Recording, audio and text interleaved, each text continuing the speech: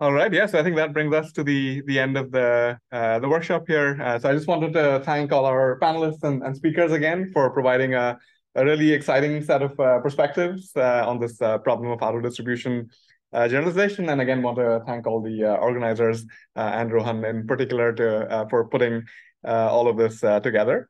So as Rohan mentioned, I guess this problem of OOD detection and generalization is not going to go away. So we're thinking about organizing another workshop next year, maybe at CoRL, maybe at RSS or another robotics venue. So there's a link here which takes you to a survey.